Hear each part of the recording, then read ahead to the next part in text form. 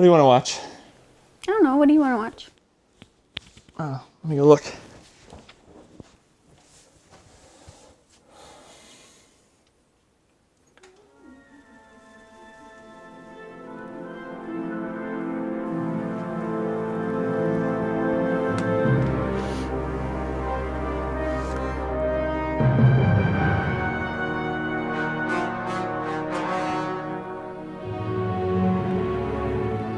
How about Star Wars?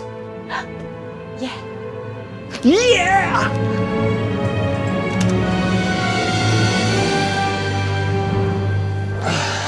I have a bad feeling about this.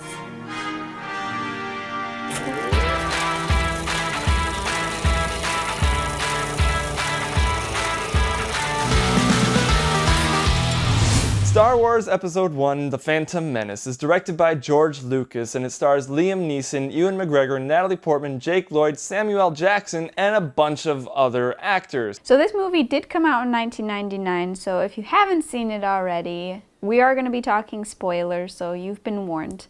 We're also not going to give a synopsis because we assume that you've probably already seen it. And with the release of Star Wars Episode 8, The Last Jedi, only months away, every other week from here on out we are going to be releasing a movie review on the Star Wars episode movies, which doesn't include Rogue One or the Clone Wars because we already reviewed Rogue One and we don't really have that much of interest to see the Clone Wars again. Speak for yourself. So because another Star Wars movie hadn't come out since the 80s, there was a lot of anticipation for the Phantom Menace. And I think that because of that, this movie sometimes gets a bad rap with annoying characters and lacking plot. However, I do not believe that it is the worst Star Wars film. Some might disagree with me, but that's why we are talking about it. Yeah. So... I mean, this movie came out when I was 10 years old, so it was like the prime time for a kid to be like just totally enthralled with Star Wars. You know, I grew up with Star Wars, and you grew up with Star Wars, the original trilogies, and this movie came out the perfect timing for us, but I was excited for it, but even back then, I didn't really like it that much, and still, to this day, it remains my least favorite Star Wars movie. And I know she disagrees with that.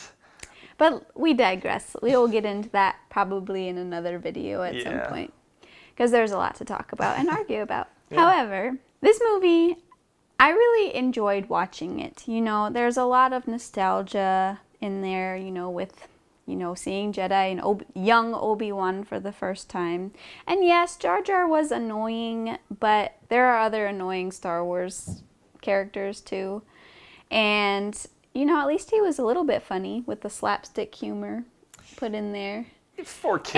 And I think that he is totally negated by the awesomeness of Darth Maul and the pod race and all of the other cool things that happen in episode 1 with the droid armies and all of that kind of thing, the robotics, the droids, all of that. Yeah. And even though the plot might be lacking a little bit, it's still enjoyable to watch, and it's all very masked. I know it's just a general story, but that's why I kind of enjoyed it. It's not as bad as the second one. Well, see, my thing is yes, I was so excited for this movie and ultimately disappointed by it for many reasons, which I'm going to get into later in this video. But this movie starts off with nostalgia cranked up to level 10 because it starts off with the Jedi, Obi-Wan Kenobi, and his master, Qui-Gon Jinn. But the first droid we see is a C-3PO knockoff. What's the name again? TC-14. TC-14. It's totally C-3PO type of droid, and the first line you hear from Obi-Wan Kenobi is, "I have a bad feeling about this," which Karen wants to talk about later. But it was a little bit too much nostalgia for me. I mean, not when I first saw it, but after viewing it a third, fourth, however many times I've seen it at this point. But I do have to say that the casting in this movie was quite brilliant. I mean, Ewan McGregor as Obi-Wan Kenobi was a great choice. And Not just because of this movie, because he pulls off the look in episodes 2 and 3 to get closer to episode 4, A New Hope, Obi-Wan Kenobi look. Liam Neeson, being the bigger Jedi Master of Obi-Wan Kenobi, he was good in this movie. I've heard that he didn't really like the movie, the overall product of the movie. He kind of regretted being in it, but I mean, it's Liam Neeson. This is before his Taken era. So this was like him getting into the action movies even more. Natalie Portman being cast as the Queen, it was good. It worked. She's all right. She's young enough to be. Yeah. Mm-hmm. And Keira Knightley, they look exactly alike when they're in heavy makeup. So, I mean, everyone else is pretty much cast perfectly. Jake Lloyd was pretty good as Anakin. I mean, any child actor is going to have some rough parts just simply because they're so young, but I think he did a pretty good job. I mean, you could tell his emotions through most of it, and Ray Park was awesome as Darth Maul. He didn't have very many lines, but oh my goodness, when he delivered them, you just got shivers, and just his look and his ability to do those stunts and martial arts moves and acrobatics and all of that was awesome. Also, Ian McDiarmid being able to come back as the Emperor in a totally different way, because he's Emperor Palpatine, Senator Palpatine at the time. I think that's really awesome, because you really don't recognize him at first, which I think is fantastic. The only issue is the writing. It's really hard to execute lines that are awkward and forced and seem to be put together, and just they didn't seem quite natural, which in some cases you could argue, well, it's a Star Wars movie, they don't talk the same, which really they don't, but this one, it was different, and it just seemed a little, especially that first scene, it just seemed a little forced. And Ahmed Best being cast as Jar Jar Binks, while he's annoying, the worst character, I would say, in any Star Wars movie, Jar Jar Binks, he is the worst. In fact, you know, when a bad character comes in a movie, you always compare them to Jar Jar Binks. Ahmed Best did pretty well as this character. I mean, how much better can you get? I mean, he was annoying, he was funny. It's hard for me to say that, but he did what he had to do, and as much as I hate the character, he still pulled it off and made it believable. He did all the movements and all the motion capture, and it was good. It was well done. And then, of course, Samuel L. Jackson being cast as Mace Windu, which, you know, none of us knew anything about this character, Mace Windu, before these prequels came out. It was a good move. I mean, Samuel L. Jackson, he's been in everything, pretty much. Star Wars is just added to his resume. And Frank Oz returning to play Yoda was awesome. Now, when the movie first came out, Yoda was a puppet, and he did not look like Episode 5 and 6 Yoda. He looked more like a frog, and I did not like it. He was too green and just gross looking.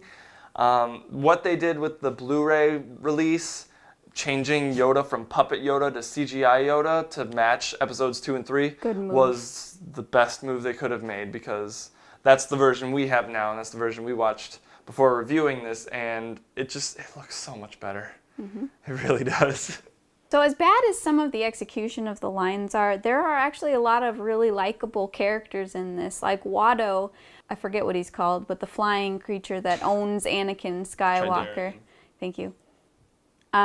He's likable, and he's a smart guy that's like mobster a little bit, and Qui-Gon tries to mind control him, and he's not having any of it, and you're just like, oh wow, this character is cool, you know? So Bulba is really cool too. Now, in terms of action, there's quite a bit of it in this movie. It's really quick, you know, at the beginning you got that lightsaber battle against the droids. That's pretty exciting. It was the first time that we had seen them use lightsabers in a different way. You know, Qui-Gon Jinn's trying to burn his way through the blast doors, which I thought was really cool. That was such a great idea. And then right after that, they go down to the planet. You know, the droids are knocking down all the trees and stuff. And then you got the ship in the water. it goes on and on and on with action scene after action scene. It's kind of like a video game, you know. You keep leveling, going up levels, and it gets to a point where it just stops when they finally get to Coruscant. And it's so boring after that at that point. And that's when they have like the Senate meetings, and it's important stuff to the plot, but it's really boring, especially if these movies are made for kids. I mean, they were made to sell toys too. The action after that, the big climax, now that's awesome. At least two of the things. You know, it really reminds me of Return of the Jedi. Because in Return of the Jedi, they have Luke facing off against Darth Vader. In this one, you have Qui-Gon Jinn and Obi-Wan facing off against Darth Maul.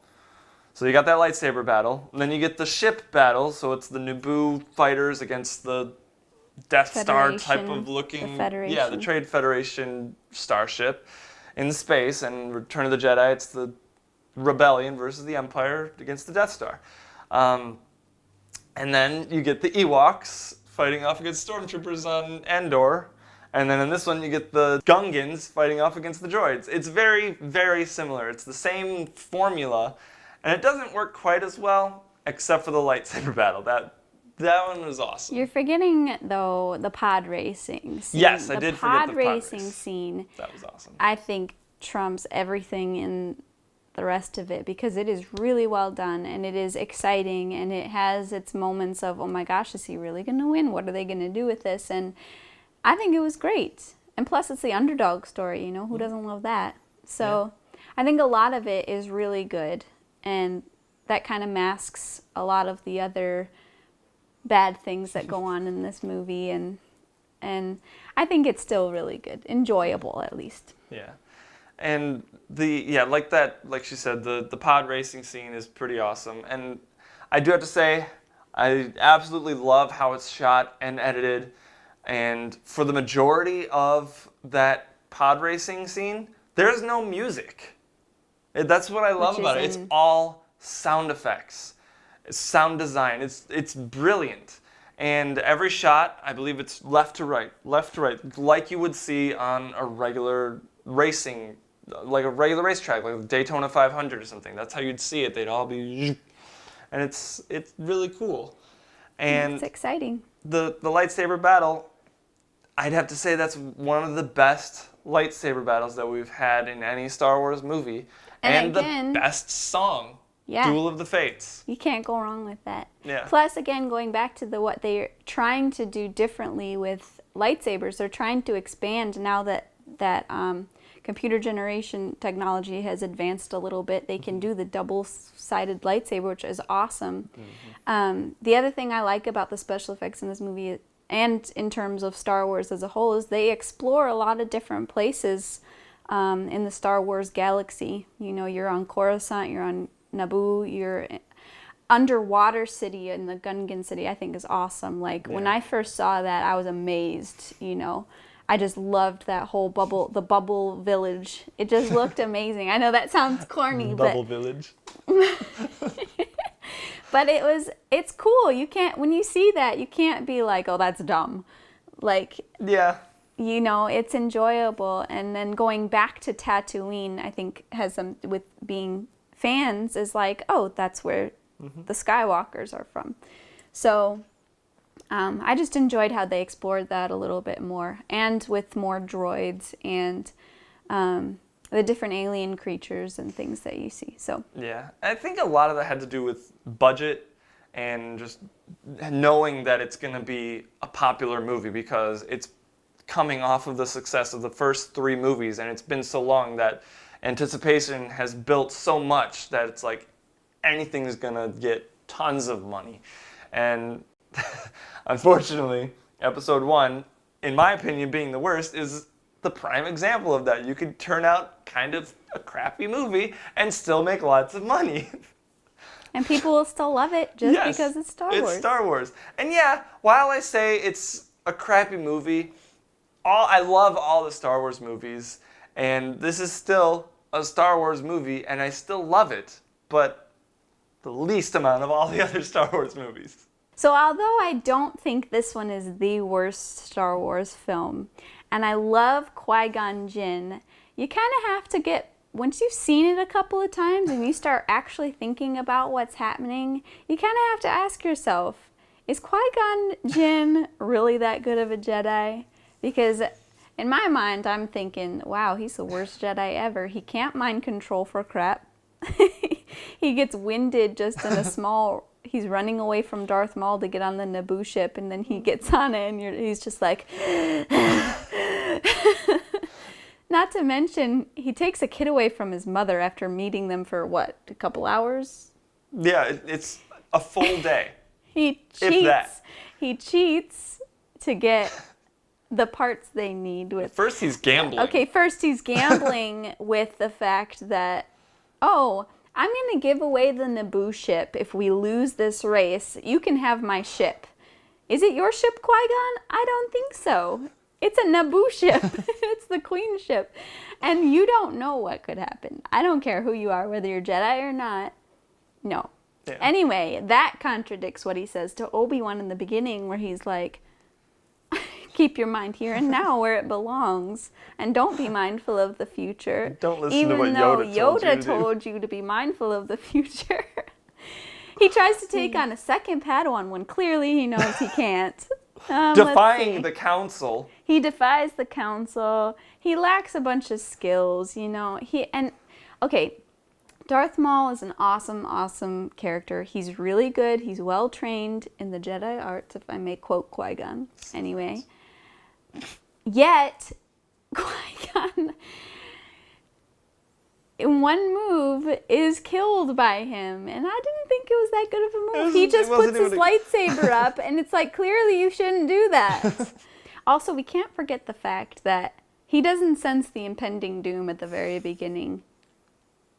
Like Obi-Wan does. Obi-Wan goes, I have a bad feeling about this. And he's like, I don't sense anything. And maybe the biggest one of all is the fact that he brings Jar Jar Binks, who clearly needs water, to a desert planet.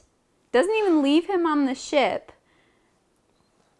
Why? Yeah. You're so unfeeling. And then you take a kid away from his mother. Yeah. Now, first off, yeah, he's an amphibious creature. He lives underwater. Second off, it's Jar Jar Binks. You know he's a useless creature character. Why would you bring him along?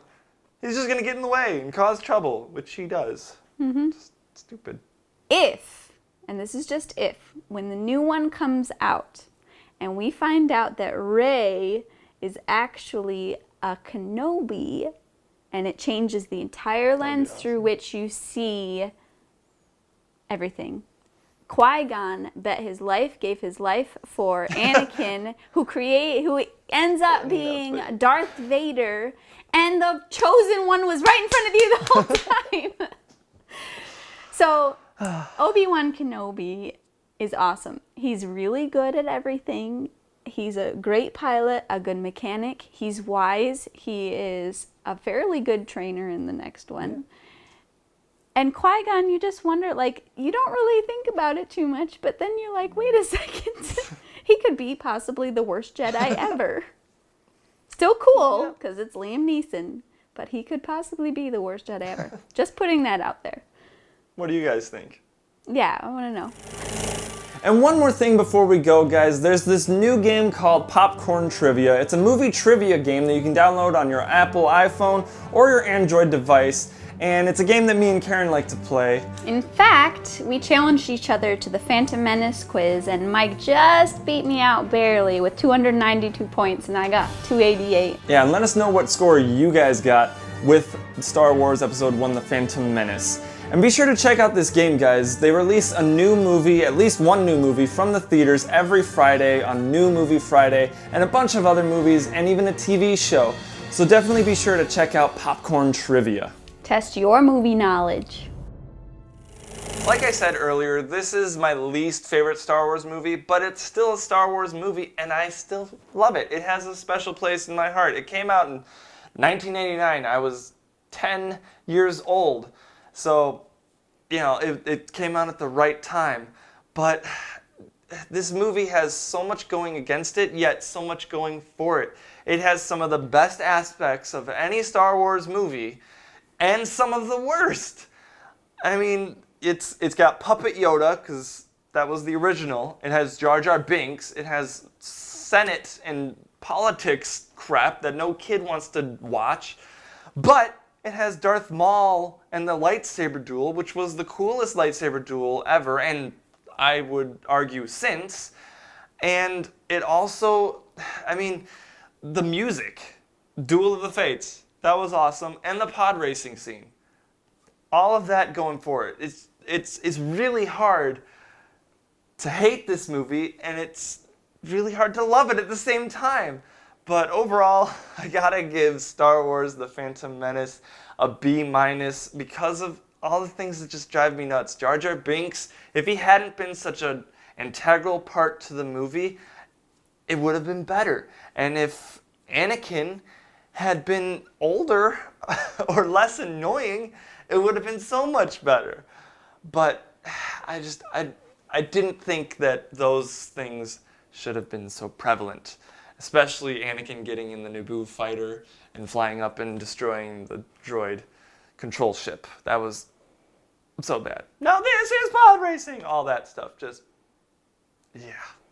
So while there are so many things to not like about this movie, there are also a lot of really good things to love about this movie. So I give Star Wars Phantom Menace also a B-. And that's because it's a Star Wars movie, and I really enjoyed it when it came out, and I still enjoy watching it. It's kind of one of those go-to movies, you know. I can't watch it all the time, but it's enjoyable at least. So we want to know what you guys think. Did you like it, love it, or hate it? And this movie is like 18 years old, so let's talk about it. We want to know what you guys think. So let us know in the comment section below. And as a reminder, we're going to be releasing a Star Wars movie review every other week leading up to the release of Star Wars Episode 8, The Last Jedi.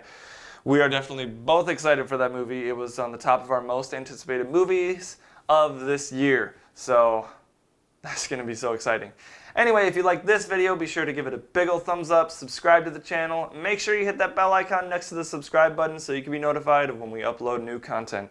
And as always, thank you so much for watching, and we'll see you in the next video.